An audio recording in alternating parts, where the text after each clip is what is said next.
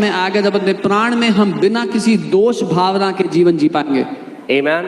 You remember I taught you how in your spirit you're already living in a sinless reality.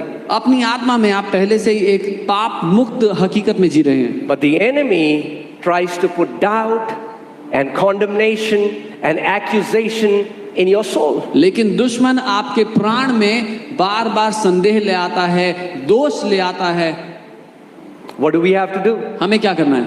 We have to quickly in our conscience come under the blood. हमें जल्दी से अपने विवेक को यीशु के लहू के अधीन ले आना है। We have to remind ourselves again and again what the blood of the Lamb of God has accomplished. अपने आप को बार बार वो याद दिलाना है जो परमेश्वर के मेमने के लहू ने हमारे लिए पूरा कर दिया है। Amen. आमीन। I believe मैं ये मानता हूँ there is very less teaching in the church about the blood of Jesus. We have to talk about the blood of the Lamb more and more because that's what the enemy hates. कि बहुत कम शिक्षा है मसीह की देह में मेमने के लहू के बारे में, और हमें उसके बारे में और ज़्यादा बात करनी चाहिए क्योंकि दुश्मन को नफरत है उसके बारे में जब हम बात करते हैं तो। Amen. Because the Bible says in Revelation 12:11, they, that means believers, overcame him, that means Satan, by the blood of the Lamb and the word of their testimony. क्योंकि प्रकाशित वाक्य 12वें अध्याय में लिखा है कि उन्होंने मतलब विश्वासियों ने उस पर जय पाई, मतलब शैतान पर जय पाई अपने मुंह के अंगीकार और मेमने के लहू के द्वारा।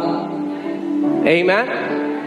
So the blood of Jesus declares that you are righteous. यीशु का लहू ये घोषणा करता है कि आप धर्मी हैं। Amen. आमीन।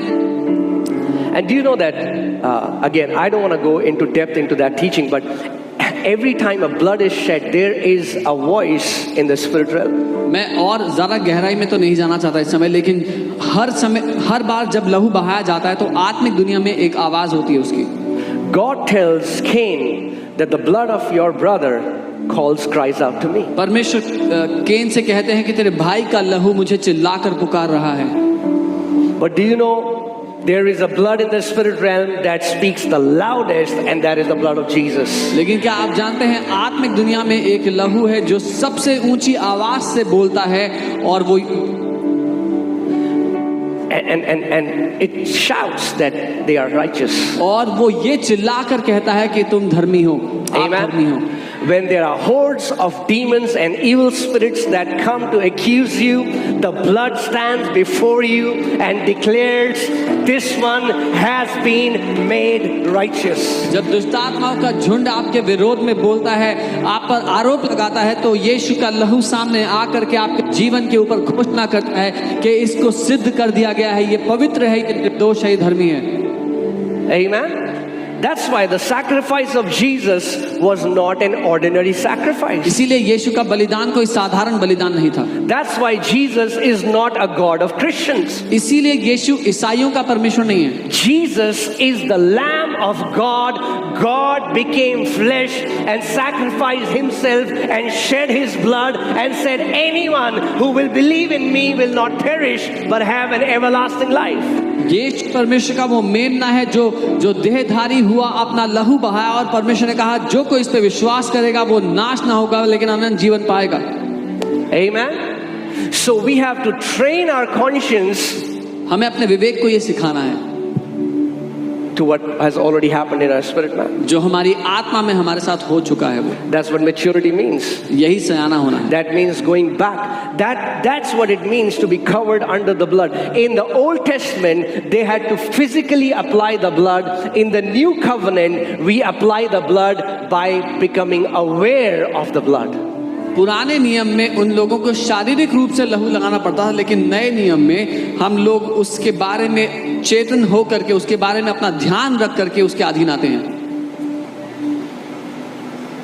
You know, one time devil came to Smith Wigglesworth. This is what he writes in his book.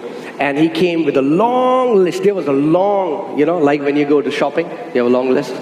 एक बार स्मिथ विगलसवर्थ अपनी किताब में ऐसे लिखते हैं कि एक बार शैतान उनके कमरे में आया और उसके पास एक बहुत लंबा चिट्ठा था उनके खिलाफ। And it was filled with accusation that you do this and you do this and you are this and you are this, all his failures and shortcomings and weaknesses. उसमें उनकी नाकामियां, सारी कमजोरियां, सारी गलतियों का चिट्ठा हिसाब था कि तुम ये करते हो, तुम वो करते हो। If a believer is not strong, what will happen? We will quickly give in to the wiles of the devil.